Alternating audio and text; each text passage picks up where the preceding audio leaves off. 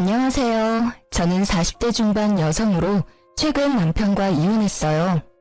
여러분들도 아시겠지만 결혼이라는 게 하는 것도 어렵지만 유지하는 건 더 어렵잖아요. 저 역시 결혼 생활 15년 동안 크고 작은 트러블이 있었는데 그래도 이제 중학생이 된 아들을 키우면서 남들도 다 이렇게 살겠지 하는 아니란 생각으로 그냥 하루하루 꾸역꾸역 살아왔던 것 같아요. 아무래도 결혼한 지 10년이 넘으면서 자연스레 남편이랑 사이의 애정은 사라졌지만 그래도 함께 산 정이라고 해야 할까요? 나 아니면 이 사람 누구랑 살겠어 하는 어리석은 생각도 괜히 했던 것 같네요.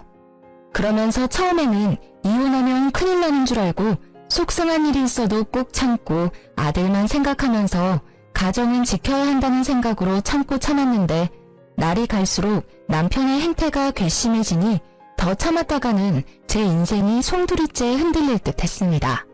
그래서 이혼했는데 결과적으로 정말 잘한 선택이란 생각이 들어요. 그래도 좋은 일은 아니게 가족이나 친구들에게 말하는 건 한계가 있어 고민하다가 평소 즐겨 듣던 이곳에 사연을 보내봐요. 부디 많은 분들이 귀담아 들어주셨으면 좋겠고 혹여 저 같은 상황에 놓인 여성분들이 있다면 너무 겁내지 마시고 저지르라고 말씀드리고 싶네요. 서두가 길었죠? 그럼 지금부터 제가 이혼을 결심한 이유와 그 과정에 대한 이야기를 시작해 볼게요. 저랑 남편은 같은 직장에서 만나 2년 정도 비밀 사내 연애를 했어요. 저는 남편보다 먼저 그 직장에 다녀서 횟수로 10년이 거의 다 되어가고 있었는데 경력직으로 새로 들어온 남편이 그때는 너무 젠틀하고 매너가 좋아 보여서 호감이 가더라고요. 그러던 찰나 남편도 제가 마음에 들었는지 회식 후에 둘이서 따로 술 한잔씩 하는 날이 늘었고 남편이 사귀자고 고백을 해서 사귀게 됐답니다. 그러다 언제까지 이렇게 비밀로 사귈 순 없다고 생각이 들었고 서로 나이도 찰 만큼 찼다고 생각해서 30대 초반에 결혼을 했어요. 남편이랑 결혼하고 나니 매일같이 일어나 출근하고 퇴근하면 또 만나서 같이 집으로 오는 생활이 되더라고요. 물론 처음에는 신혼의 콩깍지가 씌어서 너무 좋았어요. 매일 사랑하는 사람과 일상을 공유하고 서로 아는 사람들도 많이 겹치니 회사 일도 다 알고 자연스레 이야기할 것도 많잖아요. 그런데 그것도 잠깐이지. 사람이 오래 가려면 적당한 거리를 둬야 한다고 매일같이 남편이랑 일상을 공유하는 게 점점 답답해졌습니다. 굳이 비밀을 만들어야 하는 건 아니지만 서로 모르는 게 없이 다 알고 있으니까 이건 뭐 각자의 사생활이 전혀 없는 겁니다. 그래서 친구들이 남편이랑 한 회사 다니니까 좋겠다고 하면 그리 좋은 것만도 아니라고 말하고 다니던 때였어요. 그러다 제가 임신을 하게 됐는데요. 사실 저희는 서로 돈을 좀 모으고 자리를 잡은 뒤에 아기를 갖기로 했었는데 남편이 여행 가서 분위기 잡다가 계획보다 이르게 아기를 가지게 된 거였죠. 그렇다 보니 처음에는 너무 당황스러웠는데 그래도 우리가 엄마 아빠가 된다니 너무 설레고 떨려서 가슴이 벅차오르더라고요. 그래서 둘이서 정말 우리 아기 잘 키워보자고 다짐도 많이 했답니다. 다행스럽게도 회사 복지가 어느 정도 잘 되어 있어서 저도 아기 낳고 육아휴직도 최대한 쓸 수 있었고 평소 제가 오래 다닌 사원이다 보니 여러 가지 단축근무 등 임산부 시절에 쓸 수 있는 법적인 것들도 다 지켜주셨어요. 그렇게 아기를 낳고 1년여간의 육아휴직 기간을 거쳤는데 막상 아기를 키우다 보니 1년의 시간이 참 빠르게 흐르더라고요. 저는 일하는 게 버릇이 되었기 때문에 아기가 너무 이쁘지만 한편으로는 빨리 복직해서 일을 하고 싶었어요. 그런데 보수적인 남편이 이렇게 어린 아기를 어린이집에 맡기고 어떻게 일을 다니겠냐면서 회사를 그만두고 아기 키우는 데에 전념했으면 좋겠다고 말을 하더라고요. 결국 10년 넘게 다닌 회사를 그만두라는 건데 고민이 됐어요. 그래서 일단 해보는 데까지는 해보겠다고 하고 아기를 어린이집에 맡기고 워킹맘을 시작했었죠.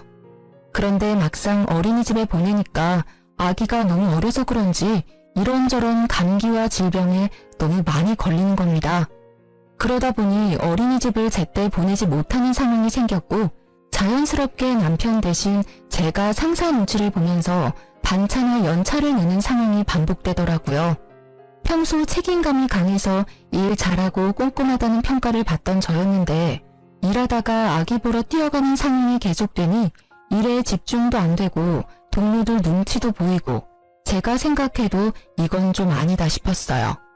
그렇다고 양가 부모님들이 봐줄 수 있는 상황도 아니었고 정신 차려보니 늘 저만 마음 졸이면서 발을 동동거리고 있더라고요. 그렇게 저도 모르게 반복되는 일상에 조금씩 지쳐가고 있었는데 남편이 집안도 엉망이고 회사에서 당신 욕하는 것 같다면서 회사를 그만두고 아기 키우는데 전념을 하라고 재차 말하는 게 아니겠어요? 지금 생각하면 못 들은 척하고 그 고비만 잘 넘겼으면 됐는데 이미 몸도 마음도 많이 약해진 저는 그만 그 제안을 받아들였습니다. 이건 정말 나중에 두고두고 후회가 되는 부분이었어요. 그래도 그동안 일해놓은 경력이 있으니 일자리는 아기를 어느 정도 키워놓고 다시 구하면 될 거라고 안일하게 생각을 했고 결국 사표를 냈습니다. 그렇게 저는 흔히 말하는 경단녀의 길로 접어들었어요.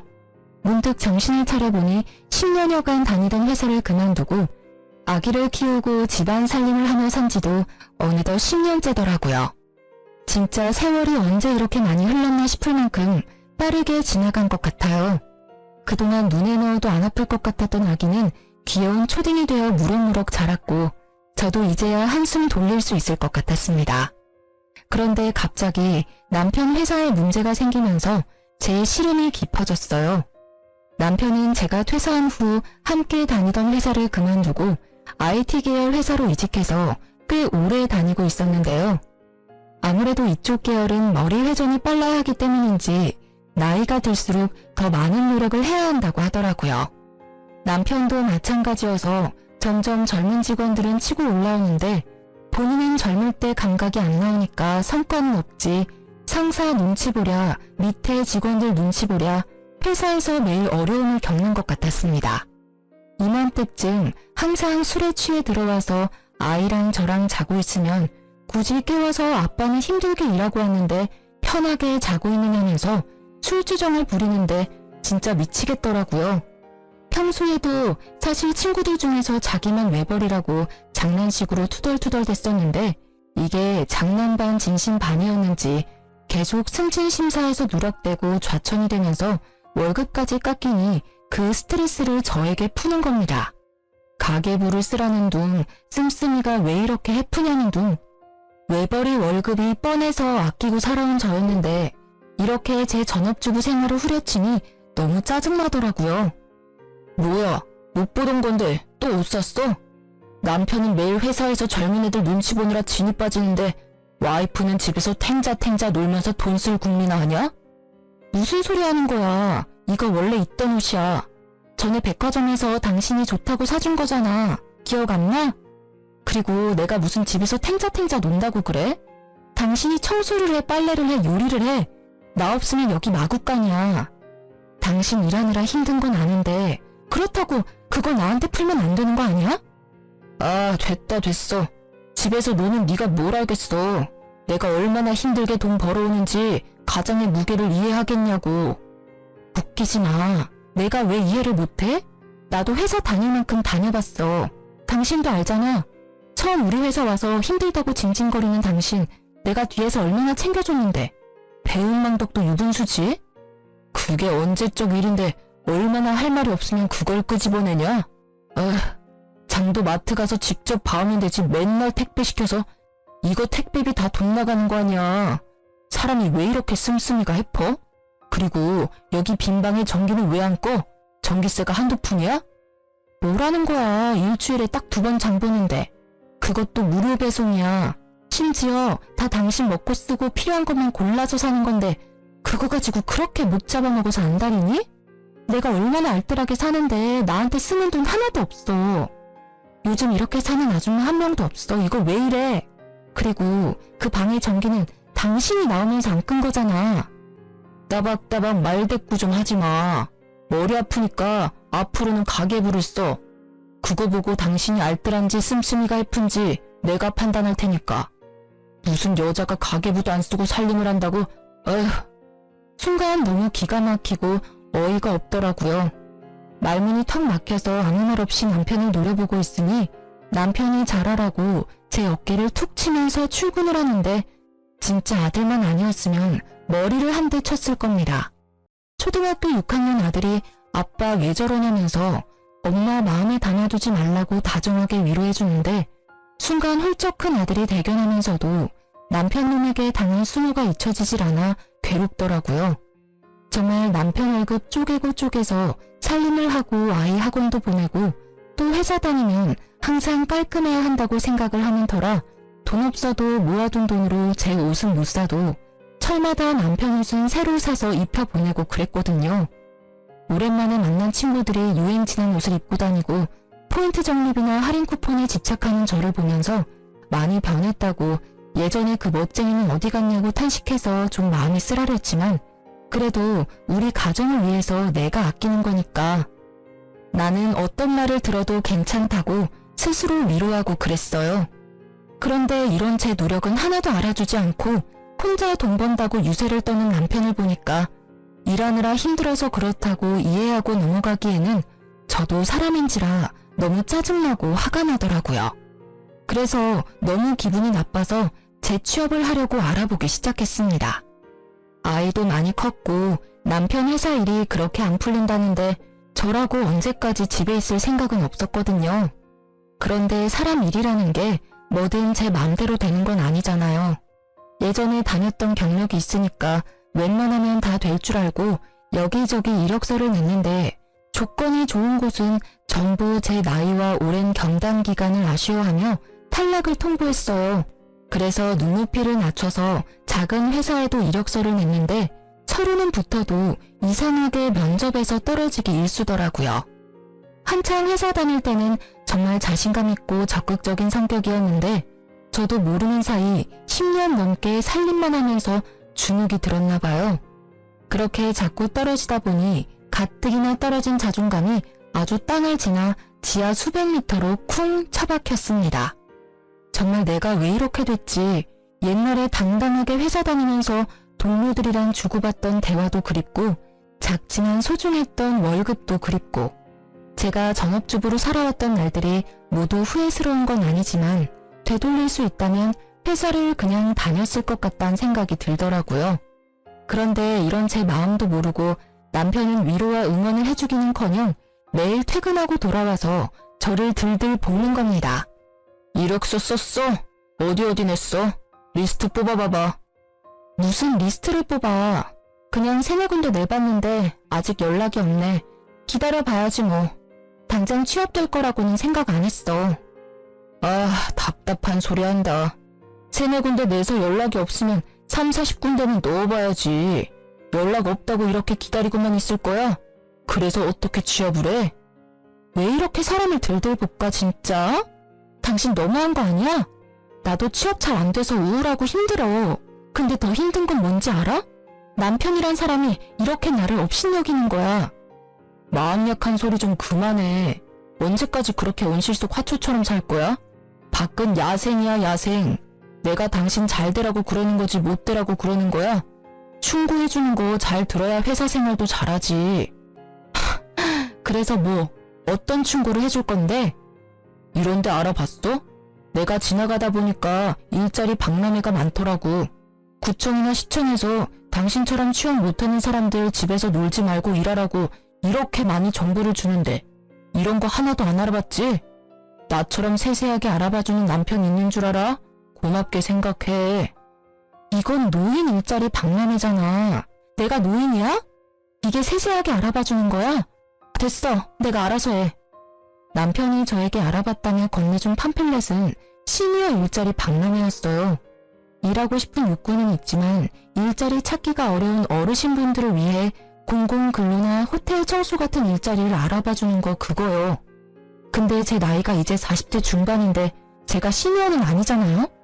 그냥 남편은 제 입장에서 제 경력, 제가 하고자 하는 일, 적성 이런 것 따위는 안중에도 없고 나 혼자 돈 벌기 힘드니까 아무 일이나 대충 해서 그냥 돈 벌어와라 이런 마인드인 게 너무 열받더라고요.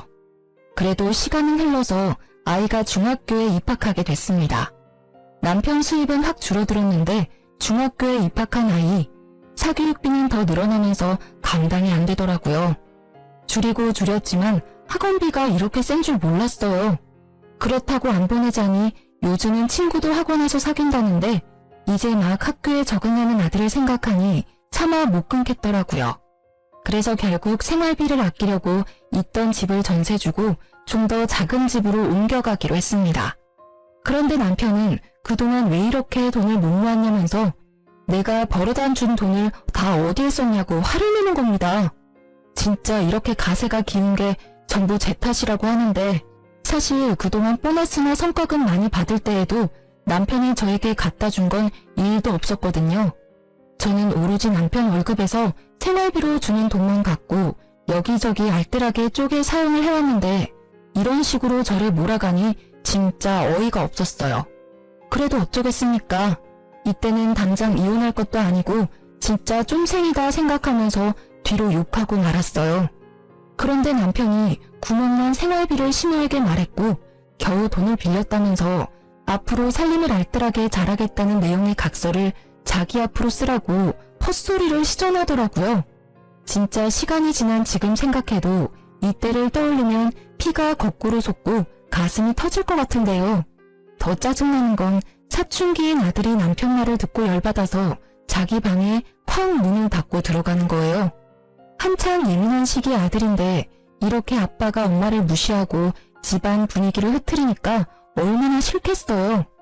저뿐만 아니라 아들까지 남편놈 때문에 영향을 받는다고 생각을 하니까 진짜 이렇게 살아야 하나 싶더라고요. 그래서 오랜만에 만난 친구에게 하소연을 좀 했습니다. 여태까지는 제가 제 얼굴에 침 뱉기 같아서 남편 욕을 거의 안 했는데 거의 2시간 가까이 그간 있었던 일들에 대해 말하고 울분을 터뜨리니까 친구가 이렇게 심각했었냐고 그렇게 어떻게 사냐고 저를 위로해 주더라고요. 이 친구는 저와 달리 결혼하지 않고 혼자 사는 골드미스였는데 마케팅 회사를 다니며 승승장구해서 부장까지 달고 돈도 많이 벌더라고요. 다른 회사지만 저랑 비슷한 시기에 입사해서 신입 시절, 대리 시절 다 거쳤는데 저도 결혼하지 말고 그냥 회사나 열심히 다닐 걸 후회가 됐어요. 그래서 앞으로 어떻게 살아야 할지 모르겠다고 하니 친구가 너무 안타까워하면서 요즘은 회사 말고 창업을 하는 사람도 많다고 조심스레 말을 하는 겁니다. 그동안 회사 취업만 생각했지 창업은 정말 아이디어나 재주가 특출난 사람만 하는 거라고 생각했거든요. 그래서 아예 배제하고 있었는데 친구가 대뜸 제가 만든 홈 베이킹 쿠키를 팔아보라는 거예요. 사실 제가 전업생활을 오래 하면서 아이가 어릴 때는 시간이 없었지만 유치원 다니고 할 때부터는 휴식 시간이 좀 생기더라고요. 그래서 평소에 관심 있었던 홈 베이킹 쿠키를 취미로 하려고 꾸준히 배우고 만들어 왔었거든요. 평소에 제가 먹거나 아이랑 남편 챙겨주고 나서 남은 것들은 예쁘게 포장해서 친구들 선물로 주고 이웃들에게도 나눠주고 시댁이랑 친정에도 보내는 등 다양하게 활용을 했었어요. 만들 때는 재료 준비하랴, 숙성시키랴, 계량하랴, 오븐 구우랴 손 가는 게 많아서 번거롭지만 다 만들고 나면 너무 뿌듯하고 특히 맛있게 먹어주는 사람들을 보면 이 맛에 베이킹하는 거지 라는 성취감도 들었답니다.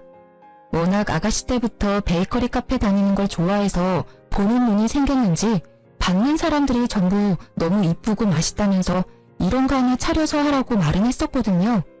그냥 인사치레로 하는 말이겠거니 생각했는데 친구가 그게 아니라 진짜 자기가 생각했을 때 괜찮은 것 같다면서 SNS에서 유명한 쇼핑몰들을 보여줬습니다.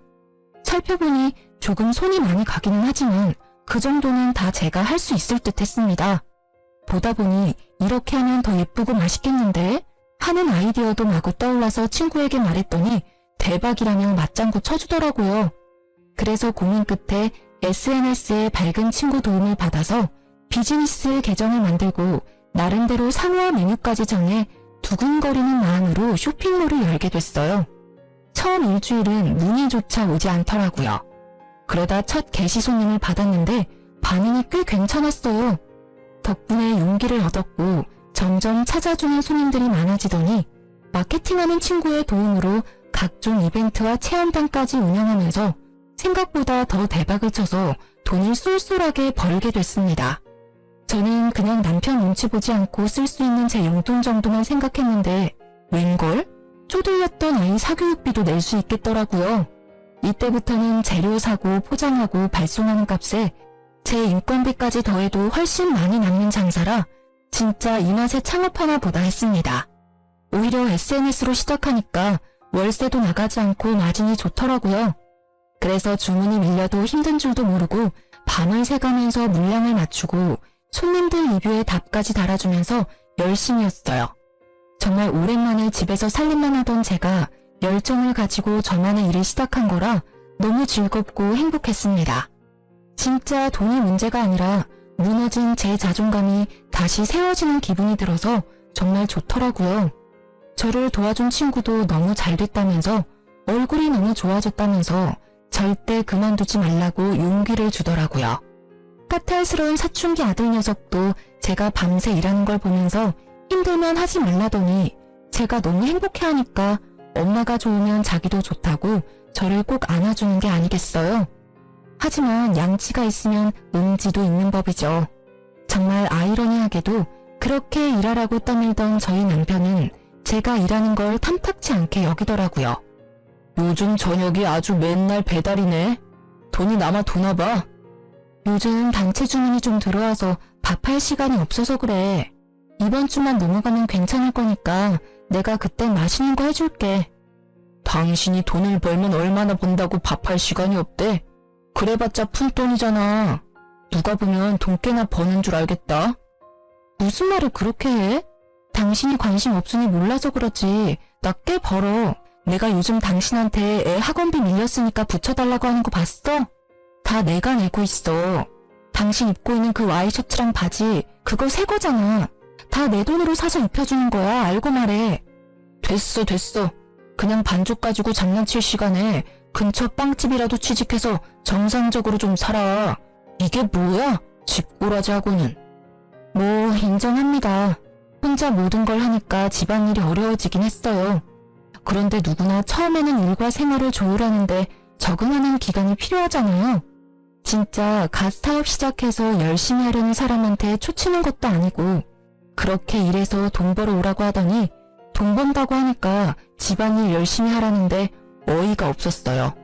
정말 나랑 한번 제대로 싸워보자는 건가 싶기도 하고 제가 뭘 해서 얼마나 버는지 관심은 1도 없으면서 반죽 가지고 장난치지 말고 빵집에라도 취직하라면서 정상 비정상 운운하는 남편을 보니 한심하더라고요. 그래도 남편은 늘 꽉 막힌 사람이었으니까 제 기준이 낮아서 그런지 몰라도 이때까진 그냥 참을만 했어요.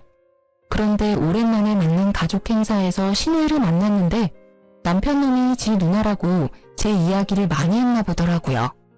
어처구니 없게도 신우까지 저를 약올리는 말들을 서슴없이 하는 겁니다. 옳게 요즘 일하느라 바쁘다면서? 아, 네 형님. 그냥 소소하게 일하고 있어요. 아직 처음이라 힘들긴 한데 그래도 재밌어서 할만해요. 이 일이 재밌으면 되나? 그게 무슨 일이야? 동생 말 들으니까 돈 좀 번다고 집안일에는 손 놨다면서? 나도 일해봤는데 2가지 한 번에 잘하기 힘들어. 특히나 그런 사업은 하나부터 10까지 옳게가 해야 하는데 끝까지 잘할 수 있겠어? 괜히 힘 빼지 말지 그래? 그게 무슨 말씀이세요? 저보고 일하지 말라는 거예요? 아유, 내가 옳게 걱정돼서 하는 말이야. 기분 나쁘게는 듣지 말고 사업은 뭐 아무나 하나? 요즘 개나 소나 다 사업한다고 창업한다고 하니까 옳게 귀가 얇아졌나 본데 다 그것도 한때야 한때. 형님, 저 지금 너무 열심히 잘하고 있어요. 응원까지는 안 바랄게요. 그냥 신경 쓰지 말아주셨으면 해요. 화났어? 아니 내 말은 솔직히 쭉 잘 되리란 보장 있어? 막말로 집에서 10년 넘게 애보던 여자가 사업한다고 날뛰는데 옆에서 지켜보는 가족들은 걱정이 되지. 이게 걱정하는 사람의 말이었을까요? 진짜 신우이만 아니었으면 머리채를 휘어잡았을 거예요. 어쩜 이렇게 남매가 똑같이 말을 못되게 하는지 무슨 학원이라도 다녔나 싶을 만큼 얄밉더라고요. 정말 100번 양보해서 신우이 말대로 사업한다고 하는 가족이 걱정되고 염려돼서 조언을 해줄 수는 있어요. 하지만 제가 열심히 하고 있으니 신경 쓰지 말아달라고 간곡히 말을 했으면 듣는 신용이라도 해야 할 거 아닙니까? 나이도 별로 차이도 안 나면서 손이 신우이라고 저를 자꾸 가르치려고 들고 비아냥거리는데 이건 뭐 잘 되지 말라고 저주하는 것도 아니고 정말 듣는 입장에서 기분이 많이 나쁘더라고요. 너무 빡쳐서 원래는 시댁 행사에 나눠주려고 가져갔던 가전제품 선물들이 있었는데 하나도 주지 않았어요. 그대로 친정 부모님 가져가서 다 드리고 평소에 오래돼서 잘 안 된다고 하던 세탁기도 새 걸로 바꿔드렸습니다. 그래도 분이 안 풀려서 어떻게 복수하지 싶더라고요. 결국 이들에게 복수하는 건 제가 어떻게든 일을 놓지 않고 더 열심히 해서 더더더 잘 되는 것밖엔 없는 듯 했습니다. 그래서 정말 힘들 때도 있었지만 단골 늘리기에 주력하면서 리뷰에도 신경 쓰고 아이디어도 계속 생각하면서 퀄리티 유지하려고 노력을 했어요. 그래서인지 언제부터인가 메신저로 홈베이킹을 직접 배워보고 싶다는 사람들이 늘어나더라고요. 처음에는 말주변도 없고 그래서 사람들을 직접 상대하고 가르치는 걸 할 수 있을까 걱정이 됐습니다. 그런데 이번에도 처음에 해보라고 응원해줬던 친구가 레시피 그대로 가르쳐주는 거고 친절하게 하면 된다고 못할 것도 없지 라면서 용기를 불어넣어 주더라고요. 정말 제 인생에 인복이 없다고 생각했는데 이런 좋은 친구를 곁에 둔 것만 해도 성공인 것 같네요. 어쨌든 사람들도 많이 해달라고 요청을 하겠다. 친구 응원도 들었겠다. 클래스를 열면 성공할 것 같다는 자신감이 생겨서 일단 남편에게 계획을 말했어요. 그런데 남편 반응은 정말 차갑고 매정하더라고요. 여보, 나 쿠킹 클래스 하나 차리고 싶은데 어떻게 생각해? 누가? 당신이? 아, 또 누가 바람 넣었어. 그때 그 친구지? 진짜 어이가 없다. 지금 하는 것도 쩔쩔매고 겨우 하면서 누구 가르치고 그런 거 당신이 할 수 있겠어? 괜히 사람들한테 욕만 먹는다. 하지마. 아니, 미리 레시피를 다 가지고 알려주는 거니까 나는 한두 시간 정도만 바짝하면 되는 거라 괜찮을 것 같은데. 이번 한 번만 나 좀 믿고 도와줘. 내가 이렇게 말한 적 없잖아. 뭘 도와달라는 거야? 설마 그거 차릴 돈을 달라는 거야? 집에서 할 수는 없잖아.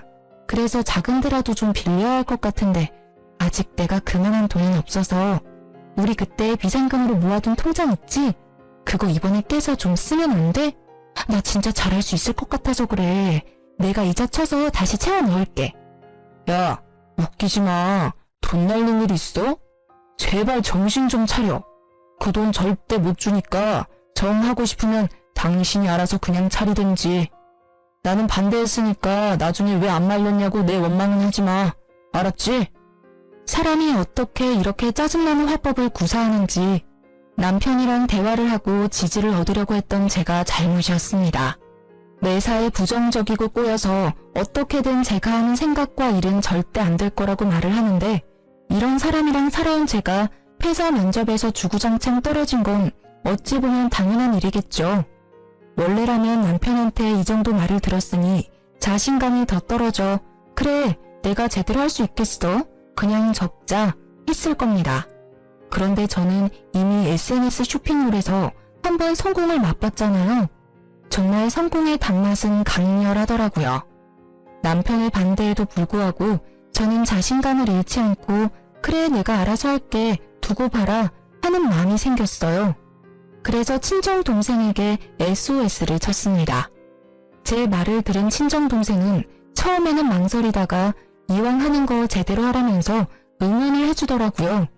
정말 지금 생각해도 친정동생에게 감사할 따름이에요. 그렇게 결국 작은 동네 골목에 쿠킹 클래스를 열었고 원데이 클래스랑 창업반을 만들어서 홍보를 했어요. 이번에도 마케팅은 친구 도움을 많이 받았습니다. 확실히 제 생각처럼 수요가 많아서 대박이 났어요. 처음에는 제 베이킹 쿠키를 사가던 손님들이 주로 찾아왔는데 입소문이 나면서 기념일을 앞둔 사람들이나 실제로 베이커리 카페를 열고 싶은 분들이 찾아와 배워가고 어플에 좋은 후기를 써주시는 겁니다. 그걸 보고 전혀 모르는 분들이 찾아오기도 하고요. 전업주부하면서 제가 살림을 했었잖아요. 특히 여성분들이 많이 배우러 왔었는데 생활에 필요한 꿀팁이나 알뜰한 비법 같은 걸 알려주니까 너무 좋아하시더라고요. 그러면서 저도 점점 손님들 대하는 게 편해지면서 친해지기도 하고 자연스럽게 인맥도 넓어져서 정말 큰 도움이 됐어요. 그분들이 친한 언니처럼 저를 대하면서 아는 사람을 또 데려와 주기도 하니까 제 생각보다 가게가 더 잘 됐습니다. 그렇게 1년 가까이 쿠킹 클래스를 운영했더니 다시 옛날에 살던 큰 집을 구해 갈 수 있을 정도가 됐어요. 물론 돈을 번다고 해서 제가 허투루 쓰지 않고 꼭 필요한 데만 쓰고 모았던 결과이기도 했죠. 어쩌면 오랜 주부 생활이 낳은 결과이기도 하겠네요. 아무튼 이렇게 제 쿠킹 클래스가 잘 되고 나니까 생각지도 않았던 일들이 벌어지기도 했습니다. 제 사업에 대해 비아냥거리던 남편 누나가 안 망하고 1년이나 계속 유지를 하니까 궁금했나 봐요. 한번 친구랑 같이 와서 배워보고 싶대서 그러라 했는데 괜찮아 보였는지 자기도 창업반에서 배우고 2호점을 차리면 안 되냐고 계속 떼를 쓰는 겁니다. 너무 황당하고 웃겨서 표정 관리가 안 되더라고요. 그런데 문제는 이뿐만이 아니었습니다. 가만히 있던 남편 역시 자기 누나가 하는 걸 보더니 자기는 그럼 셔터맨 하면 안 되냐고 하더라고요. 진짜 사람이 너무 기가 차면 말이 안 나오는 거 아시나요? 무슨 소리 하는 건가 내가 잠시 정지되어 쳐다만 보고 있었어요. 그런 부끄러움이라도 좀 느낄 줄 알았는데 전혀 아니었습니다. 생각해보니까 나 회사 곧 잘릴지도 모르잖아. 그런 회사 불안해하며 다니느니 집안일 하면서 내조하는 게 더 낫지 않을까 싶어서. 당신도 혼자 살림하고 일하기 힘들었잖아. 나 돈이 쓰고 있었어. 몰랐어? 아무튼 지금 한 말 진심이지? 그럼 당신도 가계부 쓰고 살림 제대로 해. 가계부는 내가 매일매일 퇴근해서 확인할 거고 당신처럼 나도 배달음식 질려서 못 먹겠어. 매일 저녁에 12첩 반상해서 차려줘. 나 한 번 입은 옷도 못 입으니까 매일 세탁해서 다려놔주고 애 숙제랑 학원 픽업까지 구멍나는 스케줄 없게 해줘. 할 수 있겠어? 그게 뭐 어렵다고. 집에서 놀면서 다 할 수 있는 일이지. 할게. 콜. 너무나 뻔뻔하게 구는 남편을 보니 기가 막혔습니다. 자존심이고 뭐고 하나도 없는 사람처럼 굴더라고요. 정말 이게 내가 알던 그 남편이 맞나 싶고 한편으로는 어디 한번 너도 당해봐라 싶었습니다. 그래서 바로 카드를 던져주고 가계부 쓰면서 살림 제대로 하라고 으름장을 놨어요. 처음 1, 2주일은 제가 일하고 돌아오면 진짜 장 봐서 뭘 보고 했는지 정체 모를 퓨전 요리들을 만들어 놓고 세탁방에 가서 옷도 세탁해서 오고 그러더라고요. 저는 집에 오면 진짜 손 하나 까딱 안 했습니다. 잘 됐다 싶어서 남편한테 다 시켜 먹었어요. 그리고 가계부 쓴 거 보자면서 아주 매일 저녁 쥐잡듯이 남편을 들들 볶았습니다. 남편이 저한테 했던 거 그대로 돌려준 거였는데요. 처음에는 툴툴거리던 남편도 자기가 여기서 성질내면 저한테 했던 일들이 잘못된 일이라는 걸 시인한다고 여겼는지 꾹 참고 괜찮다면서 이 정도야 뭐 하면서 저한테 모든 걸 맞춰주는 것 같더라고요. 그래서 뭐 살 때도 저한테 허락받고 사라고 더 압박했습니다. 욱하는 거 참는 남편 보는 게 너무 재밌더라고요.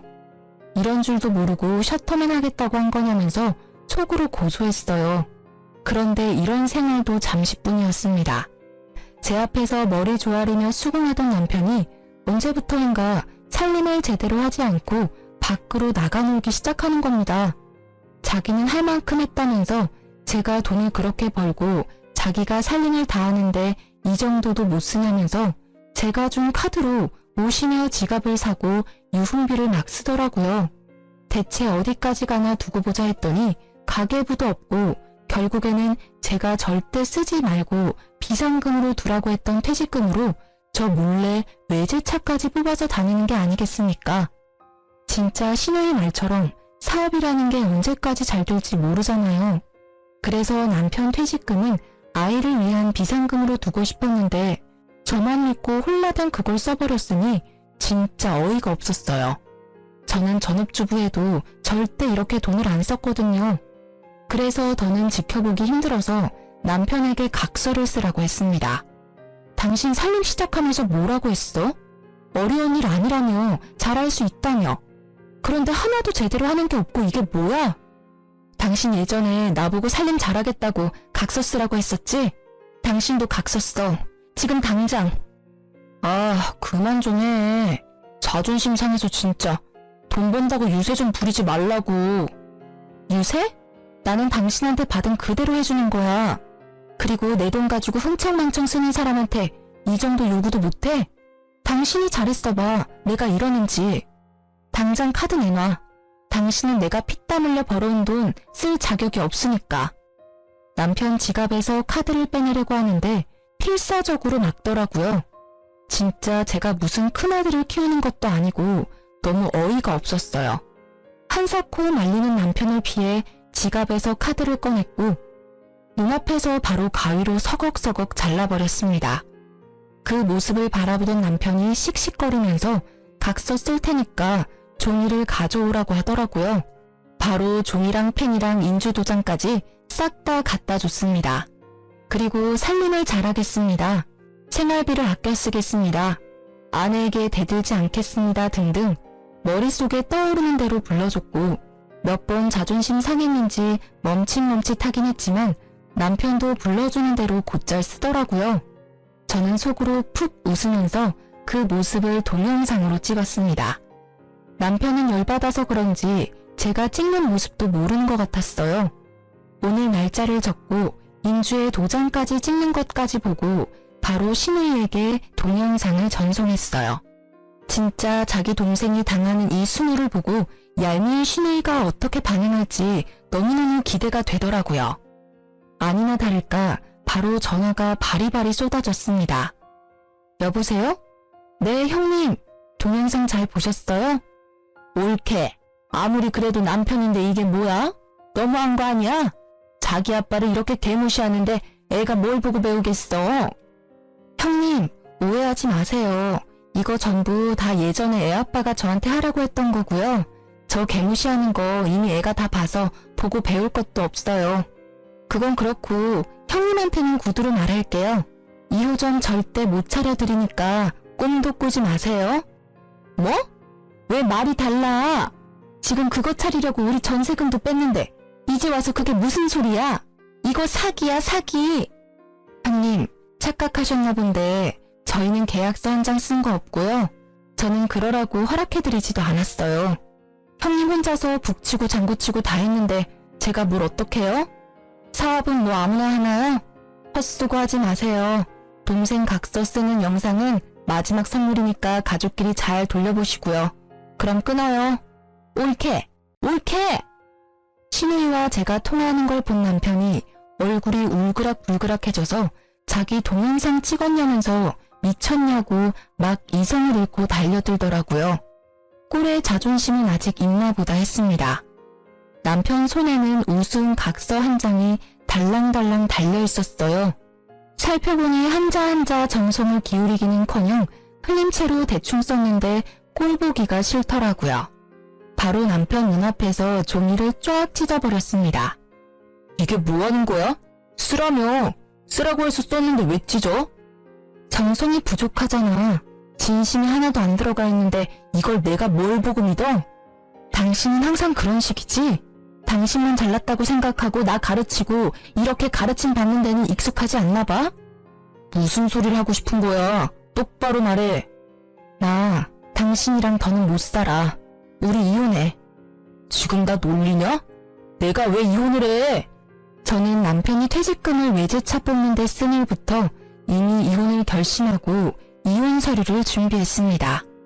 그런데 이혼 통보를 했더니 남편이 미친 듯이 달려들어 저를 잡고 말리려고 안간힘을 쓰더라고요. 진짜 구질구질한 모습에 짜증이 나서 뺨 때리고 준비해뒀던 이혼 서류 던지고 집을 나갔어요. 등 뒤로 남편의 열받아 울부짖는 소리가 들리는데 너무 통쾌했죠. 그렇게 저와 남편은 이혼을 하게 됐는데요. 정말 다행스럽게도 저는 쿠킹 클래스가 계속 잘 풀려서 저를 도와줬던 친구랑 동업을 시작했고 2호점을 내면서 승승장구하고 있는 중이에요. 신우이는 저한테 제대로 배우지도 않고 무리해서 쿠킹 클래스를 열었는데 실력이 부족하니까 아무리 홍보를 잘해도 초반 반짝이지 나중에는 파리만 날려서 월세도 못 내고 빚만 떠안았다더라고요. 저희 수강생 중에 취미 쿠킹 클래스 다녀온 분도 있었는데 어찌나 욕을 하던지 속이 시원하던 거 있죠? 심지어 전 남편은 신의 쿠킹 클래스에 투자를 했는데 같이 빚쟁이가 돼서 다시 취업을 하려고 하지만 나이가 많아서 재취업도 힘들고 생활비 벌려고 여기저기 아르바이트하러 다닌다고 하더라고요. 진짜 이 통쾌함은 뭐라 표현이 안 되는 것 같아요.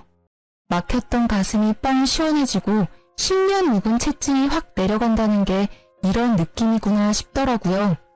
정말 살면서 잊지 못할 인연들이 많지만 전 남편과의 결혼 생활은 정말 잊고 싶은 추억이에요. 생각해보면 남편 말을 듣고 회사를 그만둔 것부터 꼬여버린 실타래가 아니었나 싶기도 한데요. 어쨌든 저는 제 전업주부 생활이 아쉽기는 하지만 사랑하는 아들을 건강하고 바르게 키워냈다는 것 하나는 정말 자부할 수 있는 업적이라고 생각한답니다. 사실 전업주부, 워킹맘 모두 가정을 위해 헌신하고 자기 자식을 사랑하는 건 마찬가지잖아요. 그런데 이런 노고를 몰라주고 깎아내리기 바쁜 남편은 도저히 참을 수 없는 치욕이었습니다. 이제라도 그 수치감에서 벗어나게 돼서 다행이고 앞으로는 정말 주체적으로 제 삶을 살아갈 거예요. 사랑하는 아들과 으쌰으쌰 하면서 지내보겠습니다. 그럼 지금까지 제 이야기를 들어주셔서 감사해요. 여러분들도 더 밝은 내일을 사시길 바라겠습니다.